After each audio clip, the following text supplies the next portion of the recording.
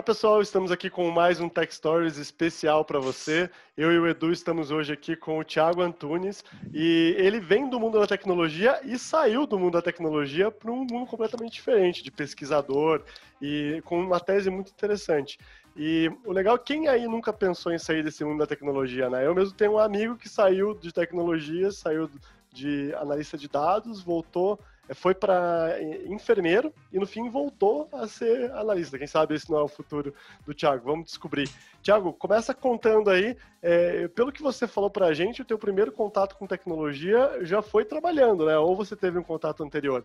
E eu entendo que foi já quando você ganhou a tua primeira grana. Conta aí para a galera. Mais ou menos, porque assim, o primeiro contato que eu tive com tecnologia, se a gente vai falando assim, de informática propriamente dito, foi no curso de ciência de dados, lá no século passado, né, ficando velho.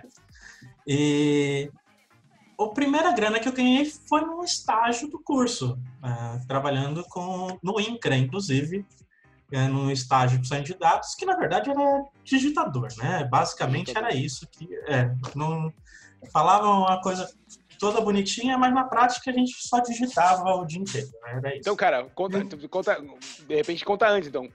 Se você nunca tinha tido contato nenhum com tecnologia, por que PD, velho? Pois é. Daí, uma ótima pergunta, porque eu não lembro. Eu não lembro, é excelente. Na real, assim, a gente não tinha quase década de 90, computador era um negócio muito mais raro do que é hoje, né? Os celulares eram aqueles tijolos absurdos e tudo mais. E estava para terminar o ensino fundamental e eu queria fazer algum técnico. E eu não sabia o quê. E aí a gente acaba procurando tudo mais. Eu fui ver o Basileia de Godoy lá, que era uma escola relativamente próxima de casa. E tinha uma série de cursos, mecânica, eletrotécnica, PD, e eu acho que era só, né? Você foi por eliminação, então. Exatamente. Eu fui por eliminação. Não quero. PD, vai ser PD. E aí foi PD, né? Plano de dados. E hoje, para quem quem vê hoje e é muito novo, né, nem sabe o que é PD, né? E o CPD na nossa época, né? Eu trabalhei no Serpro no século passado também, onde eu entrava no CPD, onde tinha uma gravadora, a única do Paraná, de 2x. Era essa a realidade, né? Aliás, esse gancho tem um bom gancho aí. Primeiro que, na época, era super negócio fazer colegial no mesmo período que sua formação profissional, né? Primeiro ponto importante que era diferente na época. Não, voltou. Ah, voltou? Voltou. Agora, na verdade, é proibido. Proibido não, mas sei lá, o Instituto Federal, que é onde eu dou aula, porque eu ainda permaneço, de certa forma, ligado, né? Porque, apesar de estar de licença, eu dou aula no curso de informática. Uhum. E é integrado também. E na maior parte agora voltou a ser integrado. Ficou um período separado, que era proibido você fazer o técnico e o médio juntos, e agora... 2007, na verdade, uma lei na época do Lula, reintegrou e é proibido você fazer só separado. Você pode ter os dois, na verdade, mas não pode ser só o... Colégios técnicos não podem ser só ensino médio, que não seja ensino médio integrado. Isso aqui. Muito bom. E aí, beleza. Aí, outro contexto histórico que a gente tem que fazer é o que é o INCRA, né? Pra quem não conhece, é o Instituto Nacional de Colonização e Reforma Agrária. Isso. Na década de 90, a reforma agrária era um tema ainda mega em voga, assim, todo mundo discutia bastante e tal. E eu tô falando isso de experiência porque eu trabalhei no mesmo período lá que o Thiago. Exatamente. A gente era companheiro de sala, inclusive, de período, estágio, de colégio também. E a gente enfrentou várias e várias greves e invasões ao INCRA. Olha Exatamente. Consegue puxar uma história de cabeça, alguma coisa maluca assim que a gente... Da época que você estudou com a gente lá, das coisas que você aprendeu no seu processamento de dados na época. E acho que esse é um ponto, na verdade. Ô Cris, você quer contar essa história de o que era o CPD, velho? Pra quem não faz ideia do que seja isso hoje. O que era o CPD, né? O CPD era basicamente onde ficava uma pessoa, porque existia uma pessoa que necessariamente devia estar lá dentro controlando os servidores, eu já fui essa pessoa um dia. E hoje os data centers que existiam, e existem ainda nas empresas, né? que são hoje grandes estruturas, antes eram uma sala com 20, 30 computadores lá para rede, para resfriado, geralmente. Para copiar seriado da internet, enfim. E daí você ficava lá dentro e ficou ar-condicionado na sua cara, né? Controlando lá, fazendo backup dos bancos de dados, enfim, e era tudo ali a operação da empresa, né? Esse era o CPD. O cara não entrava num site lá e só contratava um serviço, não era assim. Hoje em dia você faz contratar num site, antigamente era uma pessoa dentro da sala. Você entra lá, né? Amazon ou, sei lá, Microsoft, quero contratar 3 CPUs, 20 GB. E outra coisa, né? Quero multiplicar isso por 2. Pá! Você já cria 2 CPDs, né? Antigamente você tinha Antigamente você comprava o hardware que demorava para chegar porque era importado. E antes dele chegar, você tinha que ter certeza que você tinha cabeamento passado pro CPD. Né? Tipo, não só cabeamento de rede, mas de energia também, refrigeração adequada. Tipo, fazer a conta. Tipo, eu também trabalhei com CPD. Fazer a conta do tipo, cara, vai entrar um servidor mais novo que vai gerar X de calor, vai suportar o frio, não sei o que lá. Cara, maluco. Você me lembrou uma história agora, Edu. Eu lembro que uma vez eu estava trabalhando numa grande empresa alimentícia que vende chocolates. E a gente tinha que fazer a migração do CPD, acho que era em algum lugar para Tulsa, nos Estados Unidos. E daí uma pessoa teve que literalmente pegar a fita, entrar dentro de um avião. A gente estava monitorando o voo da pessoa para ela pousar e colocar as fitas no próximo... Migração de CPD. Migração de CPD. Incrível, né?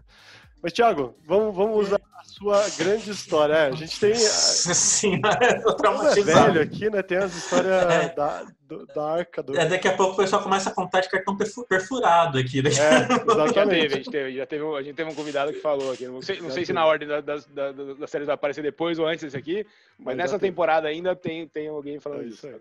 Thiago, você foi um cara... O que mais que você fez com o seu conhecimento depois que você fez processamento de dados? Até onde você foi nessa sua carreira?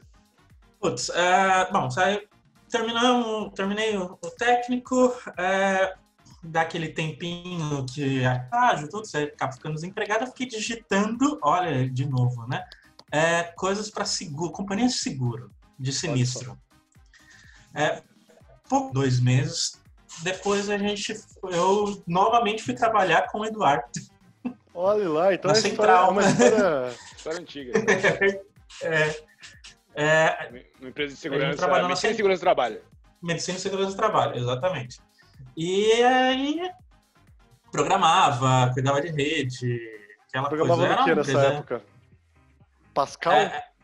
Não, já era... Aí não, né? Olha, eu gostava do Pascal. Não fala mal. Eu gosto do Pascal. Pascal, Delphi. Delphi. Na verdade, o sistema era em Axis, né? Quando a gente chegou lá e a gente começou a reformular. Daí a gente fez alguns módulos dele em Delphi. Isso, usando a base de dados ainda em Axis. E que era um trampo sem tamanho, porque a base de dados era uma zona em alguns aspectos.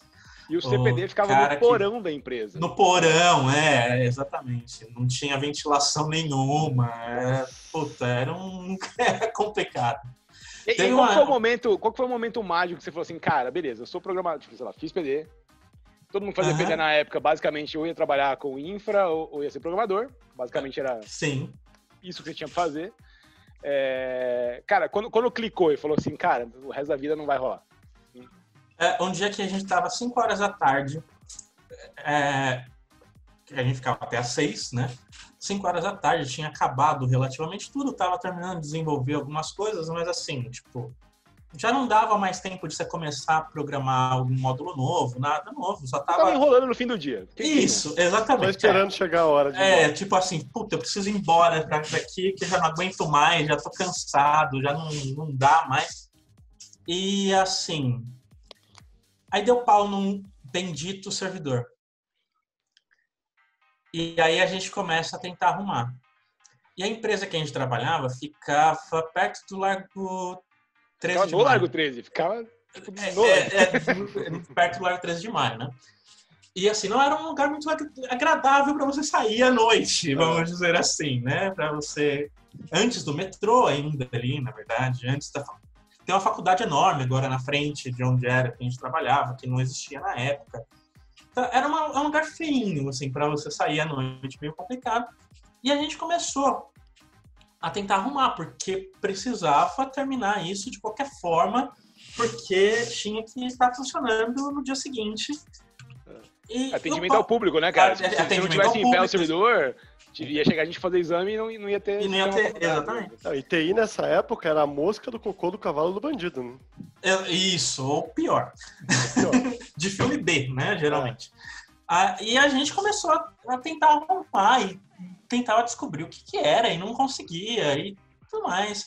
Aí olha no relógio, 9 horas da noite e nada. Puta, vamos comer alguma coisa. O que a gente vai pedir pra comer? Porque nessas horas a gente já falou, puta, fudeu, né? Perdão da palavra, assim, não sei se eu posso falar isso, mas... Francês é aceitado. Tá bom, então, assim... Aí foi 9 horas da noite, foi pedir alguma coisa. A gente não tinha nada pra pedir pra comer. E a gente com fome e tal. Aí, era só pedir no Uber Eats, não era?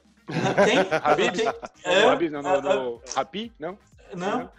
Eu acho que não tinha isso aí. Aí a gente olha no relógio, é 1h da manhã e nada da gente conseguir terminar de arrumar essa desgrama, né? E dá 2 horas da manhã e nada, e 2h30, finalmente parece que a gente vai conseguir terminar de arrumar essa coisa antes do dia seguinte. E 3 horas da manhã, finalmente, a gente acaba de arrumar. Volta, tá tudo funcionando, olha que maravilha. 3 horas da manhã. Você não tem como voltar para casa. 8 horas da manhã no dia seguinte, você tem que estar lá, né? E assim, o que você faz? Basicamente, a gente foi, era uma empresa de medicina do trabalho, a gente foi na maca dos consultórios e dormiu. Aí, das 7h40 da manhã, começa a chegar os funcionários. Aí tem mas por que vocês estão com a mesma roupa de ontem?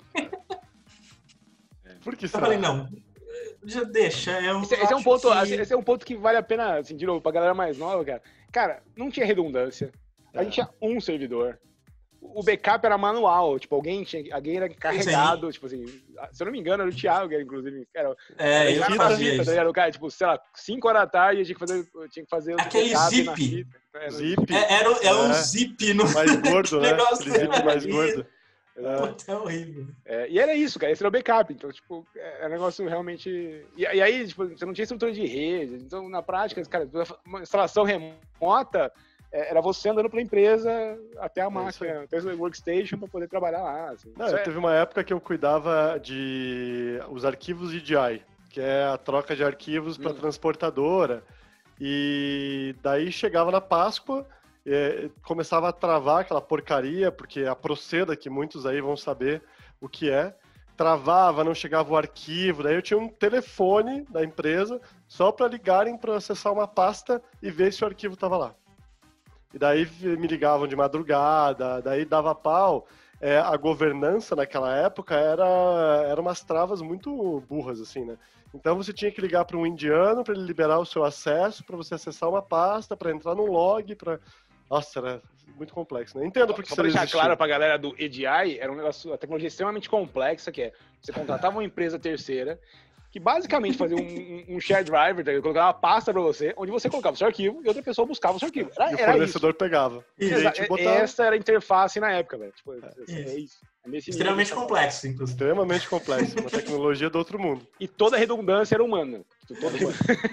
No caso, redundância 1, redundância 2, redundância 3. Beleza, Thiago. Aí você virou a noite lá e instalou, beleza, não é isso que eu faço. E aí você escolheu o quê? Aí você escolheu fazer, obviamente, você falou assim, cara, não, beleza, você é advogado. E aí? Exato. Foi exatamente isso. Foi eu ser advogado. A ideia era essa. Tanto que eu prestei, assim que a gente saiu, eu prestei direito. Olá. E não passei. Prestei só USP também, né? Não entrei, não passei. E comecei a fazer cursinho e continuei trabalhando lá. E assim, já falou, puta, já era, não vai. Aí com o tempo eu percebi que o que eu gostava da ideia do direito não era o direito de verdade. Era a parte de discussão de organizações sociais, de fundamentos políticos, fundamentos filosóficos do direito. Então eu decidi trocar de área e prestei ciências sociais. legal que quando eu prestei Ciências Sociais eu teria entrado no Direito, mas tudo bem, isso não vem ao caso. Não importa. Eu já tinha largado mão mesmo, Já tinha optado. Eu já tinha optado. Fui fazer Ciências Sociais na Unesp, lá em Marília, daí eu mudei pro interior. E chego na Unesp, primeira coisa que eu fazer é o seguinte, você tá morando a 400 quilômetros da casa dos seus pais, sozinho, com 18 anos de idade, e precisa de dinheiro, obviamente. E aí eu fui trabalhar no laboratório de informática da Unesp. Claro. Recorre àquilo que você sabe, né? É aquilo que eu sei. E eu tive uma bolsa, né? Não era um trabalho propriamente dito, era uma bolsa de apoio à pesquisa, apoio à extensão da Unesp. Que basicamente era o seguinte, eram 5 bolsistas, todos eles tinham feito técnico, todos eles tinham desistido e ido para Ciências Sociais ou Bíblia. Nossa. Que eram os cursos... Era um movimento. Ou biblioteconomia, ou Ciências Sociais que tinha ali na Unesp, ou pedagogia. Movimento migratório das pessoas que fizeram CPD para Ciências Sociais. Exatamente. Aí foi lá e a gente trabalhava nos laboratórios. Eu acabei indo ficando, inclusive, no laboratório dos professores. E, assim, tem algumas histórias fantásticas dessa época, assim, do laboratório dos professores. Né? Então, eu tive uma professora de Sociologia no meu primeiro ano, inclusive ela era minha professora no momento que eu estava trabalhando ali. E, assim, a mulher é genial. Foi na minha banca de qualificação no mestrado. Eu sempre tive Sempre achei ela genial. Em sociologia, poucas pessoas conhecem tanto de sociologia do trabalho quanto ela no mundo. Só que... Quiser dar os méritos pra ela, pode dar também, cara. Tá tranquilo. A Fátima Cabral. Só que ela tinha um problema com informática. E outra geração e tudo mais. Assim. Teve uma vez, por exemplo, que ela tinha ficado a tarde inteira lá no laboratório digitando um calhamaço de folhas que ela tinha lá, de um artigo, provavelmente, que ela estava escrevendo, e ela estava digitando. Não com 10 dedos, né? Naquela coisa meio catamilho. Assim. Catando milho. Essa expressão técnica. Exatamente. E aí, passa 1, 2, 3, 4 horas, ela digita um bom pedaço lá e decide ir embora. Daí ela pega o disquete, põe no... Nossa, disquete. Botão salvar, para quem não conhece. Isso, tem aquele negócio lá, põe um disquete no computador, no gabinete, tenta salvar e dá erro. E fica lá uns 10 minutos, eu percebo que ela tá pensando alguma coisa, ela acaba vendo... Isso, esse aí, o dito. Isso aí. Aí eu chego do lado dela, sempre... Tem algum problema, professora? O que está acontecendo e tal? Ela falou, não, porque esse computador não funciona, isso aqui não serve para nada, eu estou tentando salvar aqui e não vai. Aí eu começo a olhar e tal, eu não consigo perceber, realmente, aparentemente está tudo certo, o disquete está dentro do drive, tenta salvar e fala que está com erro porque não tem disquete. Putz, eu vou ter que abrir esse negócio, né? Aí eu aperto o botãozinho para tirar o disquete. Quando ele sai, ele tá ao contrário. Nossa, ela conseguiu pôr ao contrário. Pra quem não faz ideia do quão problemático isso é, tinha uma trava que impedia que isso acontecesse. Pocoyoke, né? Esse é o nome técnico, né? Pocoyoke, né? Eu acho que eu não lembro. Pocoyoke é... Bom, até onde eu sei que me foi dito isso, é a trava que impede você de colocar alguma coisa ao contrário. Tipo o USB, você não consegue pôr ao contrário. Isso é um Pocoyoke. O USB é um caso específico, porque na verdade ele tem 3 lados, todo mundo sabe disso. Ele tem o lado certo, aí o lado que você tenta e o lado que funciona. É sempre assim, cara. Sempre na terceira funciona. É Pode verdade. O pior é que é. E aí, ela... Não, eu tirei, tava ao contrário, e eu falei assim, essa mulher... Ela tinha uma fama de ser bastante rigorosa, assim, né? Uhum. Essa mulher vai... Eu não vou falar que tá ao contrário. Ela vai me marcar. Exatamente. Eu tirei, olhei assim, né? Dei aquele migué do que tá... problema sketch. Eu acho que o disquete tava com um probleminha. Eu inverti e coloquei no jeito certo pra me salvar. Cara, eu trabalhei no laboratório, era muito engraçado. E nessa época você há de concordar comigo que... Conta aí, o que é um laboratório, Cris? O que é um laboratório de informática? Porque antigamente as pessoas não tinham computador, não tinham seus PCs, seus personal computers, ou se tinham era em casa, ainda era muito caro. Então as universidades tinham esses laboratórios com vários computadores, né, para você utilizar. Antes era muito larga escala, hoje ainda existe aqui na PUC do Paraná, mas é menor, né? Então ficam os computadores lá e fica o monitor. Eu também fui esse monitor que o Thiago foi um dia também. E da mesma forma que hoje você consegue encontrar um vegetariano a cada 2, 3 pessoas que você conversa, você encontrava um fumante, né? Ah, sim. Então, todo mundo fumava, né? Eu na época fumava e tinha uma... Inclusive o professor deixava a gente sair para fumar no intervalo da prova. A prova tinha intervalo para fumante, uma coisa que não tinha nada a ver, era outro mundo, né? Ah, não, mas aí você tem umas coisas absurdas, coisa de fumante. Eu tinha professor que fumava dentro da sala de aula. Então, que isso? Ah, não, tem... As pessoas fumavam no trabalho, lembra? Tipo, a sala... Então, eu fumei no Serpro, dentro da mesa. Era comum, assim. Tinha cinzeiros nas mesas, assim. Sim, não era mais tão aceito quanto no comer um século atrás, que as pessoas fumavam na maternidade, mas ainda... Aí você pegou pesado, né? Mas é fato. Mad Men total.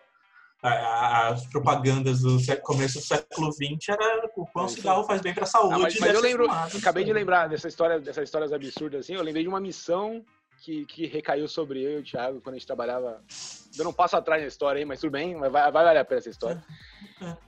Eu tô trabalhando, pá. O dono da empresa me chama e fala assim: Eduardo, meu computador tá com um problema. Beleza? Parei tudo que eu tava fazendo, moleque, né, cara? Primeiro emprego, sei lá, segundo emprego, no final das coisas.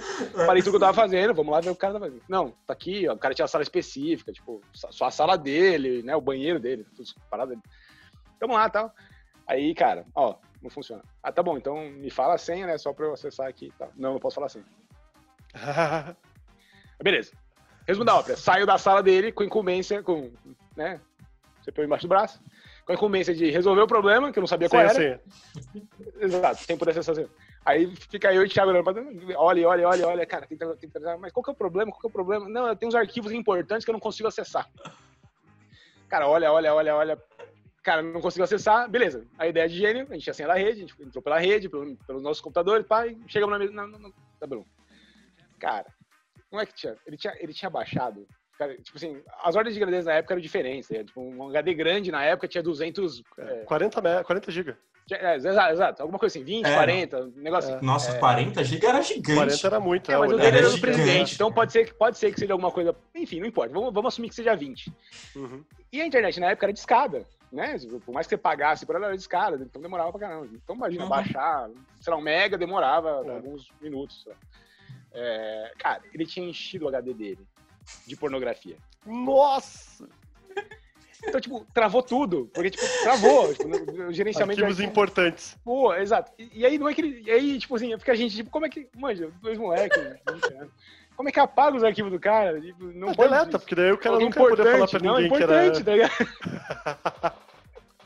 Que excelente, cara. A gente saiu com uma de colocar... A gente achou um outro HD que tinha parado em algum lugar. Colocamos 2 HD no cara. Tipo, basicamente com um HD só pra pornografia.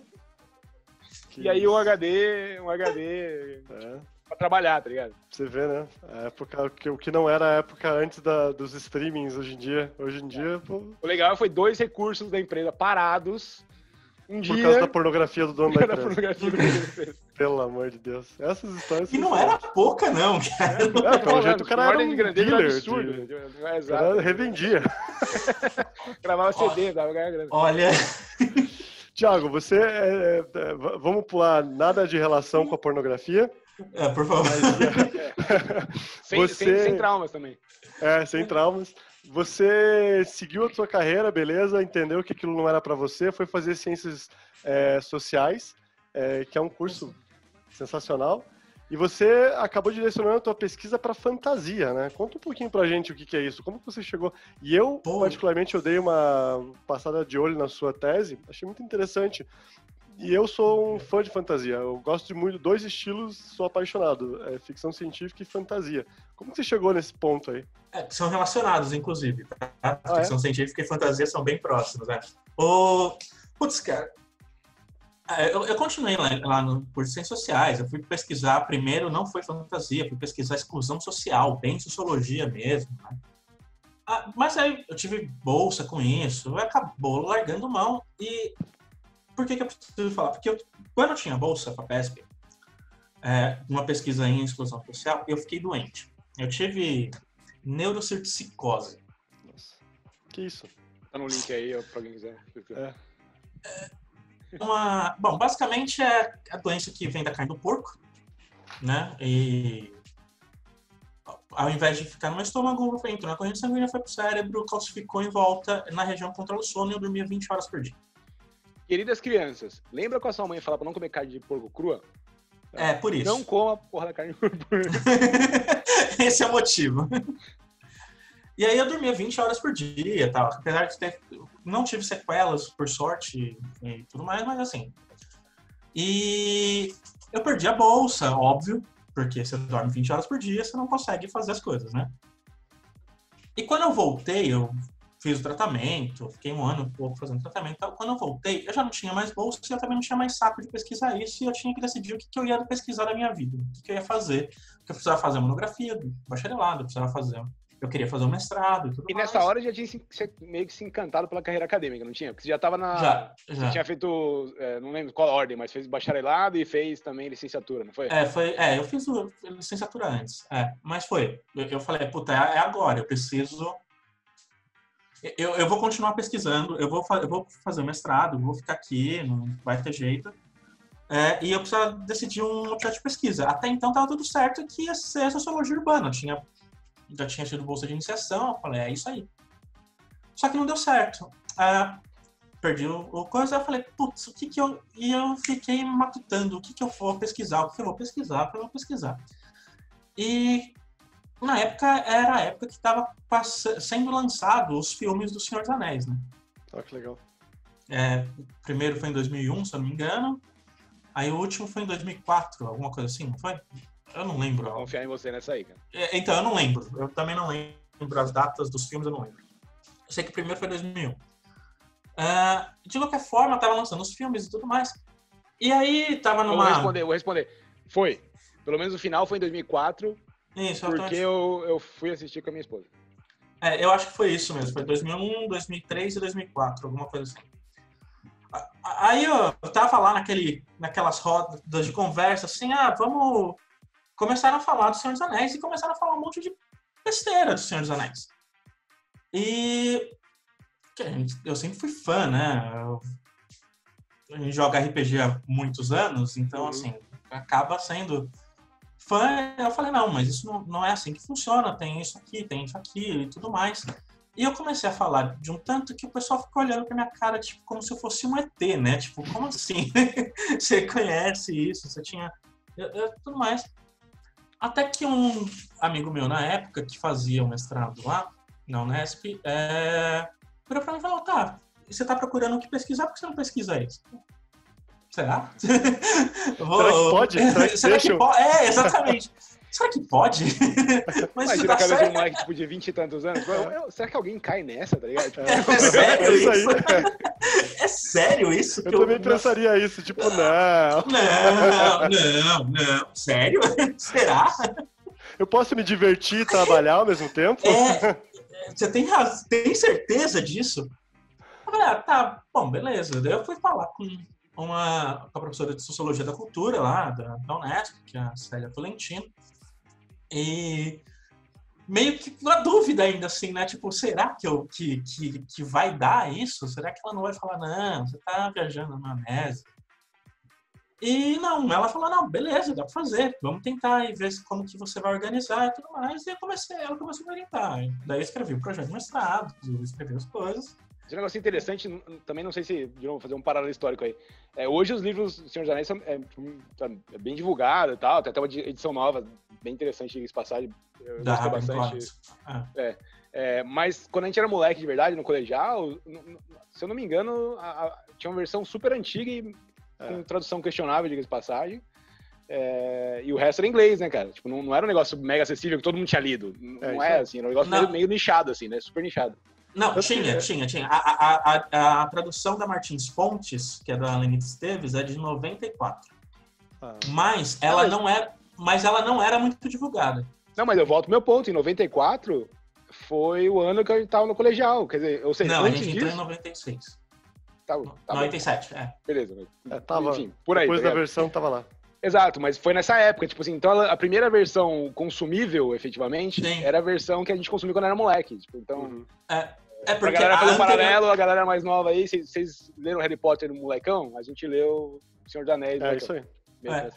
Não, e o engraçado é que a tradução anterior da Martins Fontes, que é da Anitta, tinha uma antes, realmente, da década de 70, que é ilegível. Era melhor que não tivesse existido.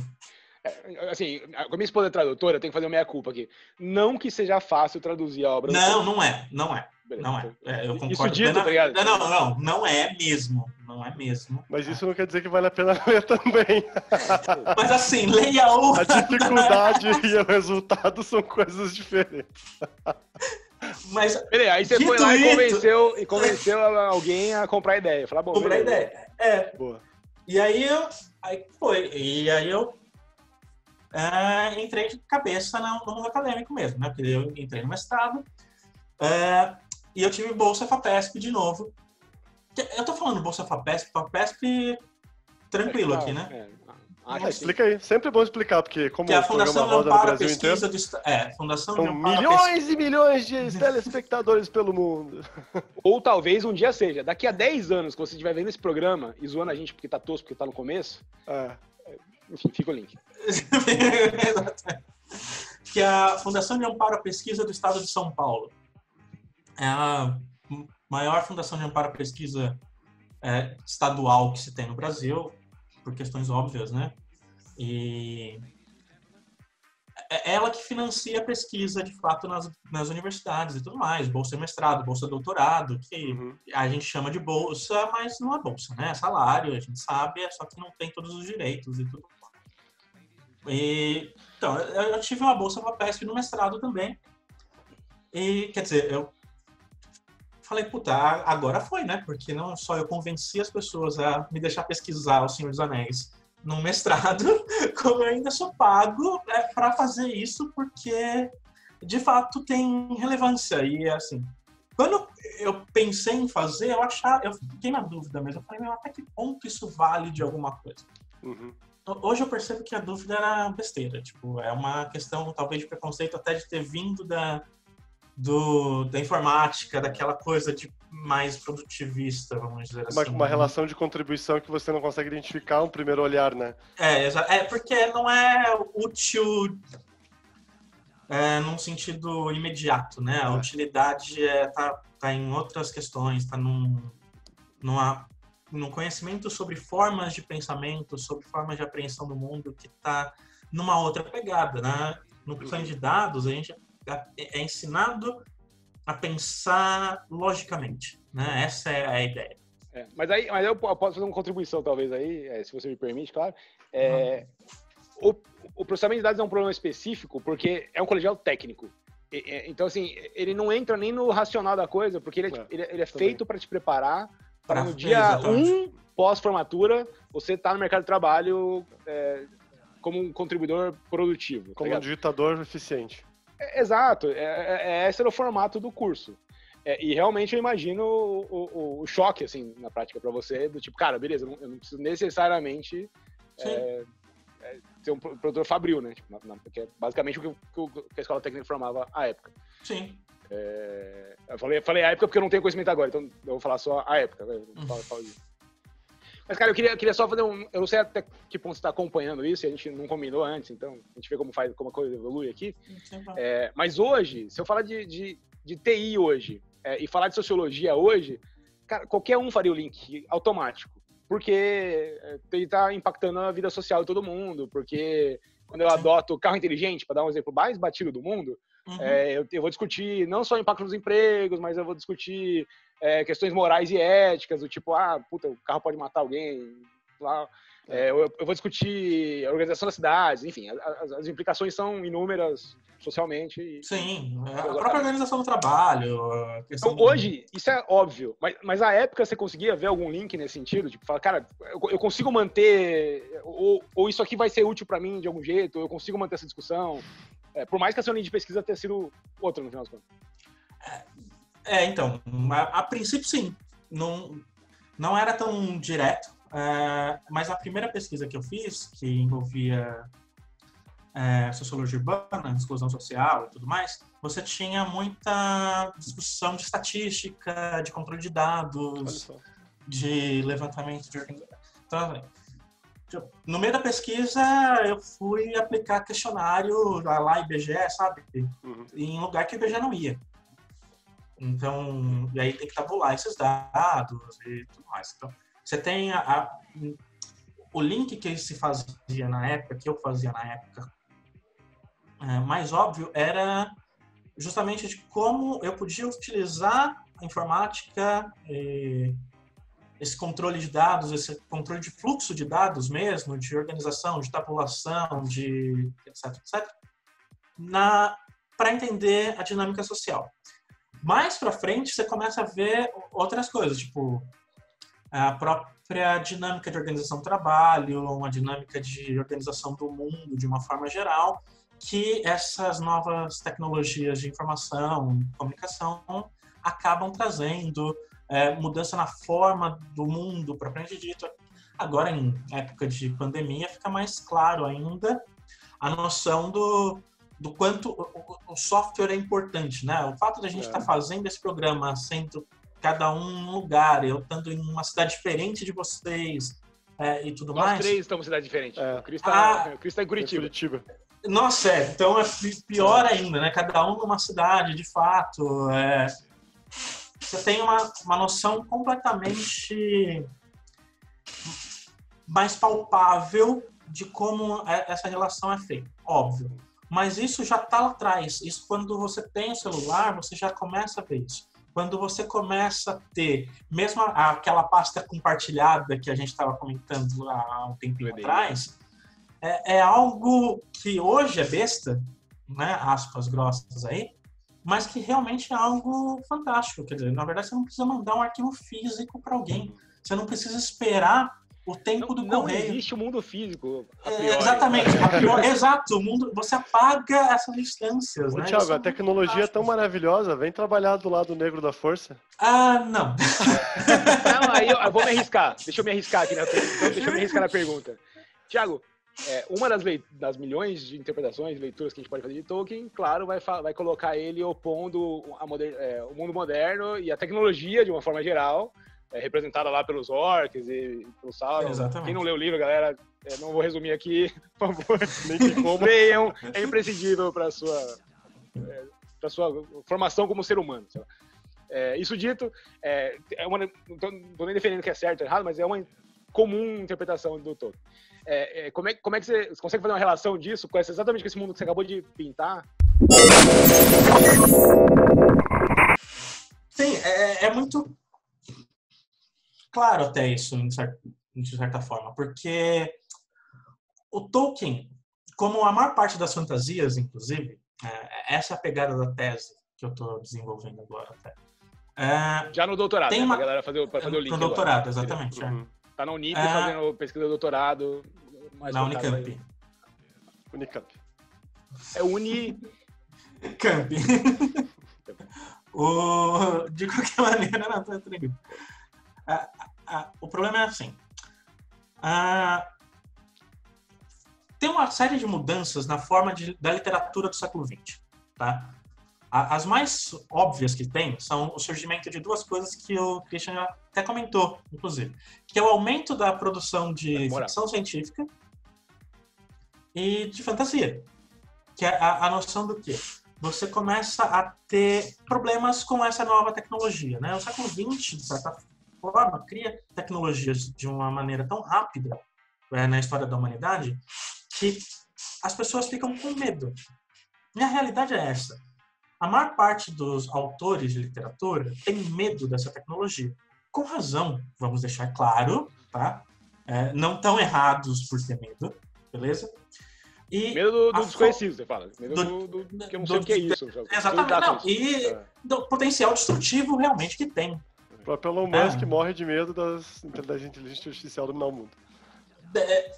É equivalente, mas eu acho que o medo desse começo do século XX é até maior. Porque você, de fato, você começa a ter uma urbanização do mundo que você não tinha.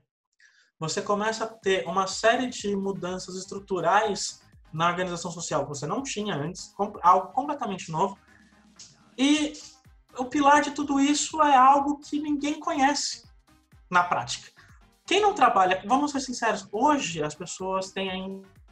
Quem não trabalhava com informática na década de 90 a história que eu contei da Fátima Cabral, assim, tipo, você coloca o disquete ao contrário no gabinete e pronto, assim, não tem...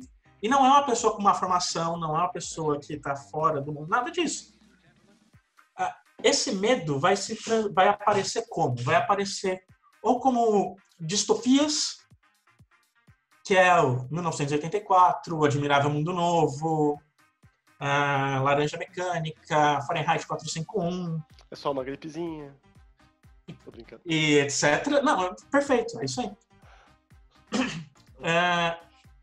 E você tem essa noção do quê? Como que eu posso dizer isso? Eu tenho medo e eu falo desse medo diretamente, né? Eu pego um aspecto pequeno daquilo que eu tenho medo, por exemplo, controle estatal, aumento do poder do Estado sobre o ser humano. Eu vou elevar isso ao máximo que eu conseguir. O que eu tenho no lugar?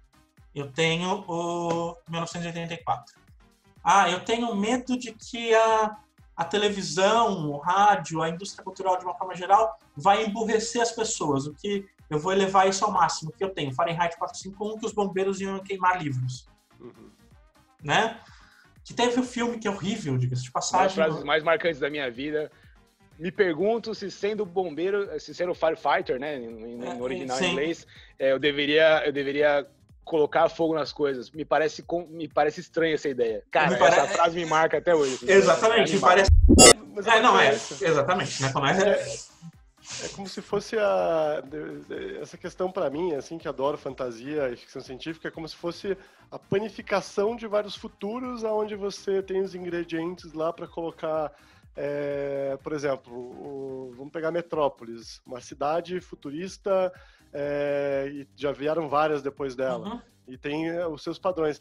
Eu acho que a pessoa, quando ela se propõe a escrever isso, é uma percepção minha, daí você corrobora ou não aí, Thiago. Eu acho que a pessoa, quando se propõe a escrever fantasia, ela já quer sair do normal, seja por uma fuga, por um medo, por uma ansiedade, e daí, para ela explorar esse normal, ela começa a projetar na fantasia os seus medos, as suas condições que tem naquele momento, né? Os seus ingredientes para cada pão que vai sair naquela condição. Eu só acho que o caminho é diferente. O raciocínio é o correto, mas eu acho que o caminho é diferente. Não é que ela faz a fantasia para sair do mundo. É que acaba saindo do mundo porque ela exagera algo que tem. Você não tem como fugir, né? Tem uma expressão que a gente sempre usa para falar de arte e de artistas que nós consideramos geniais, que tá à frente do seu tempo. Que é uma expressão que é mentirosa na minha essência, né? Não tem ninguém que vive à frente do próprio tempo. Como não tem ninguém que revive o passado. Exatamente. Você vive no tempo que você tem, cara. Não tem essa. Você pode estar lamentando a perda de algo que você acha que existia ou que existia de fato, menos. Pode estar projetando algo para frente. Mas você vive no seu tempo. Você acha que todo mundo tá propondo que todo mundo é prisioneiro do seu zeitgeist, do seu espírito do tempo? Sim, em certo sentido, não é que é prisioneiro, é uma limitação de onde você parte. Você pode superar isso, você pode ver coisas que já estão aqui, mas que vão ficar mais claras mais pra frente. Eu já vejo com uma visão diferente, já vejo com a liberdade do aqui e o agora. Mas é uma liberdade do aqui e agora assim, olha, eu compreendo o mundo bem o suficiente para saber que algo que existe aqui e agora, mas que não é dominante, vai se tornar dominante daqui a 15, 20 anos. Eu proponho isso hoje. Então, daqui 30 anos vão me ler e falar assim, eu estava à frente do meu tempo porque eu disse que daqui 20 anos ia acontecer algo que de fato aconteceu, não, mas já tinha aqui, já estava hoje. O fato de eu ter percebido os padrões simplesmente diz que eu compreendo melhor o meu tempo, não que eu estou vendo o futuro, não que eu vivo na frente. Bacana esse insight, foi bem... Muito bom mesmo. E agora que a gente está caminhando mais para o fim assim, da discussão, queria fazer o link, e onde você hoje está pesquisando mais magia, se eu entendi bem, eu pesquiso basicamente a ficção fantástica, que é um gênero que é fundado com Tolkien, pelo menos essa é assim que eu proponho, né? É a tese que eu proponho, que já existe na Inglaterra, nos Estados Unidos, mas normalmente eles falam de ficção fantástica numa questão mais editorial. O que eu proponho é que ficção fantástica seja um conceito de gênero mais estético, de fato, de compreensão, de organização literária do próprio texto. E uma das características da organização literária do próprio texto é essa saudade do passado, vamos dizer assim, esse conservadorismo, por falta de palavra melhor, que é inerente praticamente a toda fantasia. Só para ser claro, o conservadorismo não tem nada a ver com o que você acabou de pensar se você está vivendo nos tempos atuais, beleza? Não tem, não é. Não é família, terra... Enfim, não é TFP, a parada. Não é TFP e não é nada do gênero. Claro que a TFP tem características conservadoras, mas não é. É outra coisa, ainda assim. Mas aí, beleza, aí você vê isso no texto do Tolkien. E aí e nos tempos atuais, você consegue ver essa magia... Assim, ó, vivendo no Brasil, você fazer essa pergunta, tem uma piada, mas obviamente tem gente olhando o passado e querendo, e sonhando com o passado glorioso, né? Isso. Mas você vê isso permeando nossa cultura hoje, e talvez alguma obra mais atual? Onde eu posso até recomendar pra galera depois. Olha, vamos lá. Você quer Brasil, mundo, o quê que você prefere? A gente tá gravando em português, então muito provavelmente a galera que tá escutando é brasileira. Não, só pra... Não, é porque assim, você tem... No Brasil, você tem dois caras, principalmente, que fazem livros nessa pegada. Eduardo Sofia e o Rafael Dracon. Rafael Dracon. Como é que é o nome do livro dele? Dragões do Éter. Dragões do Éter, sim.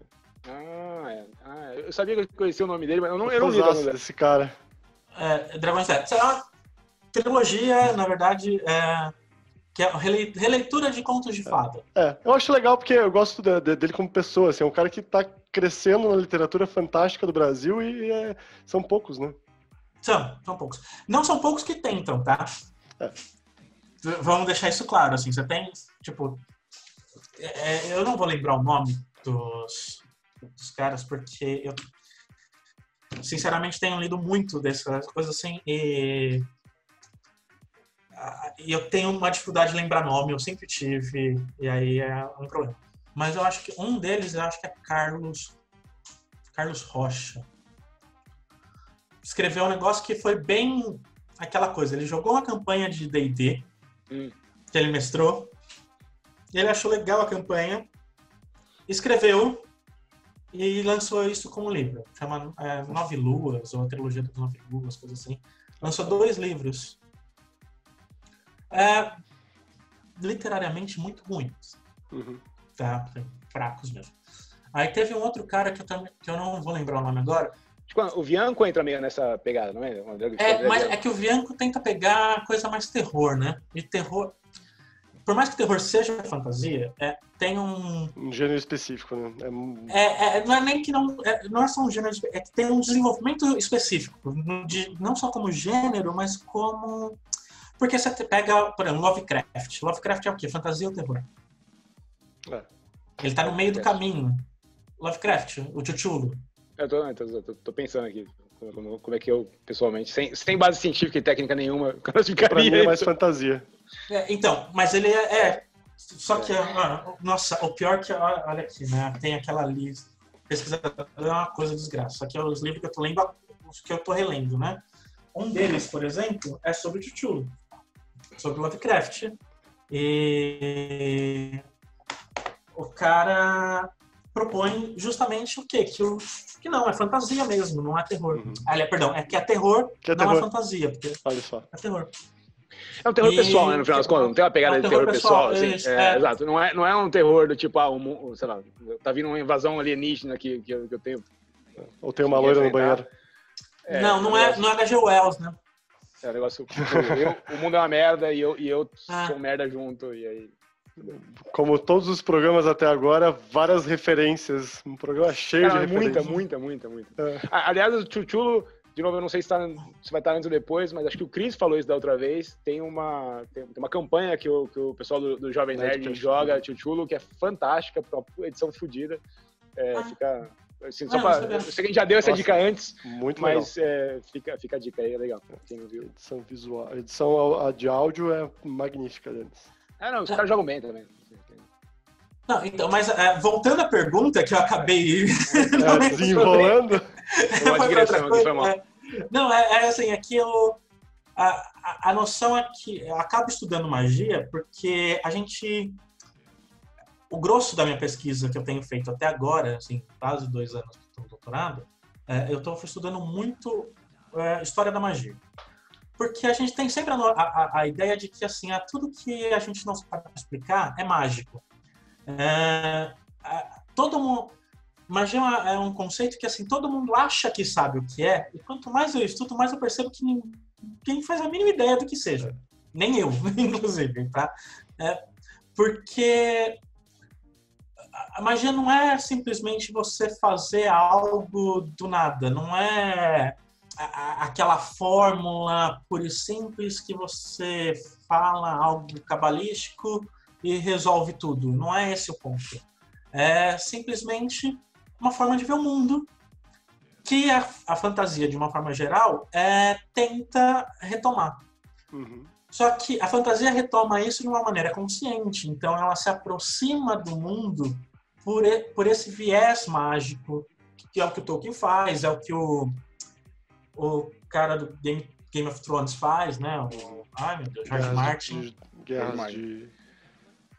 Guerras de Gelo e Fogo. Crônicas de Gelo e Fogo.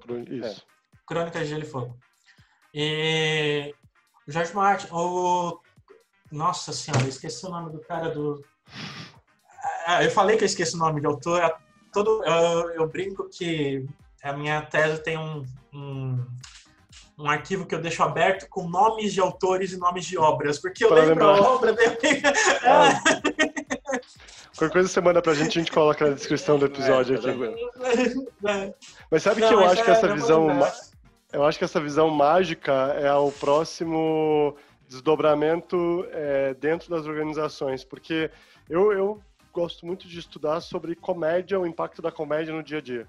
Eu sou um cara que conta piada terrivelmente, não sou uma pessoa muito engraçada e estou estudando, até escrevi um stand-up para tentar entrar mais nesse mundo. E eu acho que a fantasia permite com que aquelas práticas de design thinking, de projeção de cenários, ela seja mais elástica. Porque quando você está na fantasia, tudo é possível, você tem recursos ilimitados, né? Eu acho que isso em algum momento vai acabar permeando as organizações. Vai acabar não, já está, né? Já está. Porque engraçado que assim, quando surge essa noção de que a magia como forma de ver o mundo, normalmente está associado a um conservadorismo ou um pensamento mais à direita e tudo mais. Hoje você tem isso na direita, obviamente, né? Sim. Coisa medieval mesmo, tem uma parcela do pensamento político brasileiro, por exemplo, que tem uma expressão a todo momento que é Deus vult, né? Que é aquela expressão das cruzadas, do catolicismo das cruzadas, que não está completamente fora, aquela coisa bem mágica de que o mundo, a terra, né? Aquela coisa mítica, por falta de palavra melhor. Uhum. Mas já tem isso na esquerda também, com a questão do... Só que na esquerda geralmente vem associado a um neopaganismo. A noção do santo... percebi essa relação. Santo Daime, uma noção... Horóscopo, gente. Quando teve um negócio de astrologia, uns 2 meses atrás... Wicca. Não, há uns 2 meses... sessões Wicca. Há uns 2 meses atrás saiu uma reportagem... saiu uma reportagem na CBN falando de empresas grandes que faziam perguntas relacionadas à astrologia ao candidato para saber se ele ia pegar ou não o cargo. Ah, mas eu não duvido, cara. Vocês viram isso? Eu cheguei a comentar. Eu não vi. Mano, eu falei, não é possível. E o pior, aí a reportagem, ao invés de desacreditar de fato, de uma vez a noção do que signo você é para saber se você é organizado ou não, vai chamar os astrólogos para dizer se eles podem ou não fazer esse tipo de relação. Não, mas para lá, né? Qual é o ascendente? Mas tem que evoluir a discussão, não pode ser uma discussão rasa e parar só no signo, cara. Tem a lua, o sol, o signo do sol. Descendente, né? Lua, ascendente, a porra. Se for ascendente escorpião, eu sei que dá ruim. Eu lembrei, eu tava pesquisando aqui, você tava olhando pra baixo aqui. Aí tem uma frase que eu lembrava de cabeça, não lembrava o autor, eu achei. As 3 leis de Clarke, né? A terceira lei fala exatamente isso, que qualquer tecnologia suficientemente avançada é indistinguível de magia. E acho que essa discussão quando você falou que ninguém conseguia definir magia, né, cara? Eu acho que tem esse blur mesmo. Tipo, tem uma hora que tem a galera puxando pra trás, falando que não, magia é um bagulho mega mítico, mega do que lá. Por outro lado, cara, se você pegar no começo do século, na mão do Tolkien, um celular, tipo, falar que a gente tá falando aqui nós 3 aqui e tal, cara, ele não pensou isso nem no maior devaneio dele, assim, tá ligado? Tipo, tanto é que você olha o que é ficção científica 20 anos atrás, cara, já ficou pra trás faz tempo da nossa realidade, tá ligado? Assistir Star Trek hoje é tipo um voto de boa vontade, falar que legal esse bagulho. 2001. 2001, nossa, terrível, não consigo, tentei várias vezes, não dá. A cena icônica de 2001, né, do macaco batendo, joga pra cima, roda. Já tentei várias vezes assistir, você tem que ver essa cena e desligar e assistir um filme. E falar assim, acabou, vamos pra frente. Eu não sei, eu gosto de 2001, mas, de novo, você tem que estar sabendo o que você está procurando para assistir, né? Tipo, sim. Realmente não é um filme para assistir. Quase uma pesquisa, né? Quase uma volta. Ir no museu. Você tem que ir com a ótica de quem está indo no museu. Estou fazendo aqui. Bom, Thiago, cara, até agora acho que foi fantástico. A gente precisa começar a caminhar para um fim, porque a nossa proposta é fazer episódios relativamente curtos. Você quer uma última palavra, os últimos comentários, assim, para a gente começar as dicas daí? No final? Cara, eu sou péssimo em fechar as coisas, né? Então... A gente percebeu, porque a gente abriu várias pontas dessa história. E vai, né? E acaba, assim. Não, mas eu tenho receio dessa noção. Só para fechar, do que você falou do Arthur Clarke, né? Da questão de que a tecnologia pode ser isso. Mas eu acho que a magia tem uma característica fundamental, que ela se distingue de ciência por uma única coisa. A ciência pressupõe, na verdade, que ela não sabe as coisas que tem que associar. A magia pressupõe que há pelo menos 2 planos de existência que se interligam por ações humanas. Né? Então, o horóscopo é ótimo para explicar isso, que é a noção de que há um plano astral, né, onde está todos o sol, tá o sol, né, Hoje tem café? Vixe. Cris? Tô aqui. Aqui vazou um som aí, não sei se foi de propósito ou... Não. Foi daqui? Não sei. Não, de qualquer forma. Alguém perguntou se tem café. Mas enfim, faz essa parte de novo aí, Thiago, porque o som vai ficar ruim dessa parte. Isso. Foi. Não, só esperar assim, existem 2 mundos. Existem o horóscopo é ótimo, tem um plano... Um plano astral e o plano terreno, né? Então, aquela coisa, o que acontece no plano astral também acontece no plano terreno em escalas diferentes. Então, se eu fizer alguma coisa no plano terreno, eu posso alterar os astros. Se os astros altera o plano terreno. Essa é a noção que permeia toda coisa de magia. Hoje, a gente acaba tendo isso voltando, relacionado à tecnologia, justamente porque as pessoas não têm essa compreensão de como funciona a ciência propriamente dita. É a ideia de que, assim, se eu não posso explicar, então é mágico. Né? Sim? Acaba sendo uma noção assim, se eu não posso explicar, é algo mágico, algo fora e tudo mais. E, em certo sentido, o caminho todo que eu fiz foi para chegar nisso, né? Porque eu saí de uma noção muito pragmática de vida, de mundo, com o trabalho em produção de dados e tudo mais. E eu fui para uma área que por falta de palavra melhor, e para usar um termo, um sentido bastante antigo do termo, analógico, né? Não no sentido de não digital, mas no sentido de ao lado da lógica. Eu trabalho com aquilo que é com a expressão dos sentimentos sobre o mundo, que tem uma lógica e tudo mais, só que a literatura não precisa ser lógica. Por isso que a fantasia piora isso ainda, né? Eu posso simplesmente caminhar paralelo à lógica e tentar ver o mundo a partir disso. Ou dentro da lógica, você só não precisa ser uma lógica dedutiva aristotélica. Tá? Exatamente. Sim, fala ao lado da lógica, porque eu gosto do termo, porque é como se os aristotélicos se referiam à tragédia. Olha. Porque a tragédia é o quê? Ela é lógica? Não, a lógica é a filosofia, que veio antes da filosofia, a tragédia. O Platão só consegue escrever filosofia da forma como nós conhecemos, ou seja, estabelecer uma lógica no pensamento que vai se desenvolver no mundo ocidental até chegar à tecnologia que nós temos hoje de alguma forma. Apesar de não ter uma evolução no mundo, nós temos uma evolução de técnica, né? E a técnica evolui, o mundo não, mas a técnica evolui. Em certo sentido, eu faço o caminho inverso, né? Eu saio do ápice do desenvolvimento e eu tento retomar isso. Não sei até que ponto que vai te levar. É um caminho... para onde isso vai me levar, também não estou muito interessado nisso.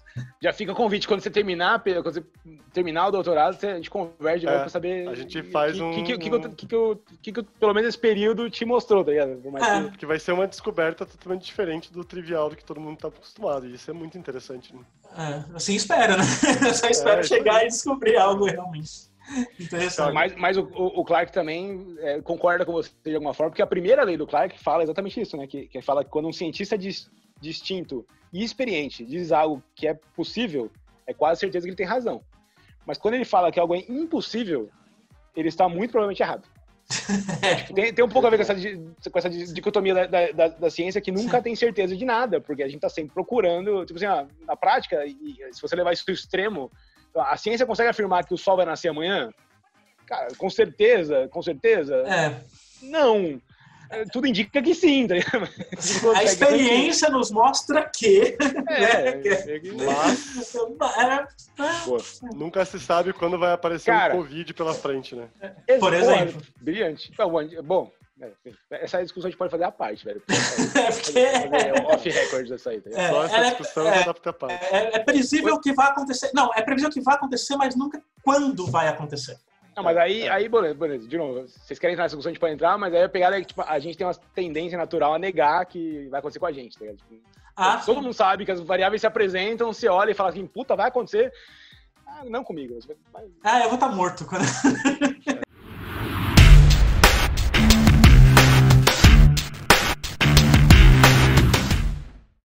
Thiago, fala aí, dica, cara, uma dica cultural bacana ou uma sugestão de leitura, enfim, alguma coisa pra desencanar de repente, uma série, enfim, fica...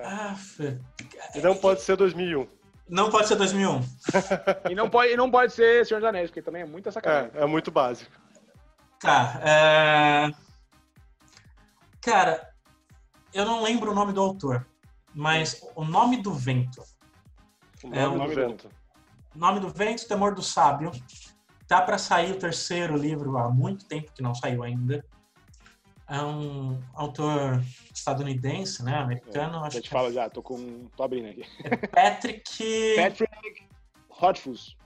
Rothfuss. A gente põe o link, só tranquilo. Vai no link do episódio, tranquilo. Provavelmente um dos melhores livros de fantasia que eu já li nos últimos anos. E, olha que legal. De fantasia eu li bastante, né? Assim, não sei se foi a melhor coisa, assim. Se eu li os melhores que tem, né? Porque nunca dá pra saber, afinal tem tanta coisa que é produzida que a gente nunca lê. Sim. Mas daqueles que eu li, esse é muito bom. Boa. Muito bom mesmo. Fala, Cris, quebra a ordem. Faz você então o segundo. Eu sempre fico... Boa, eu vou aproveitar um pouquinho. A minha dica principal que eu trouxe hoje é um livro que eu estava há muito tempo no meu deck para ler, Difficult Conversations. É um livro de 99 que traz toda uma estrutura de como você conversar com as pessoas e considerar sentimentos nas conversas. Eu trouxe esse livro porque, principalmente em momentos quando, não sei se quando esse episódio sair, o isolamento já vai ter afrouxado ou não, mas com certeza quando ele sair vai existir algum tipo de isolamento. E às vezes a gente não sabe muito como se comunicar com as pessoas que estão à nossa volta, né? E acho excelente. Mas, ouvindo o Thiago falar, eu lembrei de um livro que eu li que é de terror, que é O Demonólogo. Se não me engano, é O Demonólogo o nome do filme. Vocês já leram? Não. Eu já vi, mas eu não li. É um livro gostoso de ler, tem uma cadência na história que é bacana, fica aí a recomendação. Para mim, a história dá as quebradas no meio do caminho, mas considerando que literatura de terror é Stephen King ou quase nada, né? Porque é difícil você encontrar, não sei se o Thiago tem alguma relação boa, mas Colheita Maldita, Cemitério Maldito, são livros interessantes, mas fora isso, acho que o Demonólogo é uma boa dica. Eu não conheço, não. Eu não leio muito terror, na verdade, eu leio pouco. O que eu leio de terror mais é o Lovecraft mesmo. Boa. Vai lá, Edu. Bom, a minha dica, como sempre prometido na camiseta, Beetlejuice, que no original era para ser Beetlegoose. Isso, inclusive no filme lá vocês vão ver alguns lugares escritos. Um filme de final da década de 80, 88, aliás, tudo datado, né, cara? Todas as minhas dicas são da década de 80, mais ou menos. Você tá agarrando os episódios lá, nossa, dando... Mas é fantástico, cara, direção do... Esqueci o nome. Tim Burton, obrigado. Michael Keaton, de Beetlejuice. Cara, quem assistiu Batman e assistiu Beetlejuice vai pirar. E é um bagulho animal, assim, porque acho que tem tudo a ver com o tema de hoje, no final das contas. Eu guardei pra hoje essa camiseta, porque, contando a história rápida, sem dar spoiler, mas um casal morre, e aí começa a acontecer um monte de coisa maluca, eles começam a ver uns monstros, fantasmas, eles vão pro além mundo, e lá, e eles tratam isso como se fosse a coisa mais normal do mundo, assim, tipo, eles embarcam na jornada nessa aventura maluca. Claro, no começo um pouco de estranheza, de tipo, aconteceu, eu morri e tal, mas depois, cara, eles assumem e vão na brincadeira, começo ao fim, fazem todas as doideiras do mundo, e é bem interessante, assim, como o mundo vira de cabeça pra baixo, e na verdade o ser humano continua vivendo. Acho que muito bom. Eu veria o filme por essa tônica aí. Excelente dica. Então, muito obrigado, Thiago. Como que o pessoal encontra aí se quiser falar com você? Manda aí seus contatos. Mais fácil é pelo e-mail mesmo, cstiago@gmail.com. Tem uma história interessante sobre o e-mail, que sempre me perguntam o porquê do CS, né? Counter-Strike? Então, essa a real porque é Counter-Strike. Mas eu sempre falo que é ciências sociais. Que é pra ficar mais bonitinho. Boa pra fechar. E o nosso contato aí, meu Edu, vai estar aí nos comentários. Caiu. Não, voltou. Beleza? Isso aí. Valeu, gente. E até o próximo Tech Stories.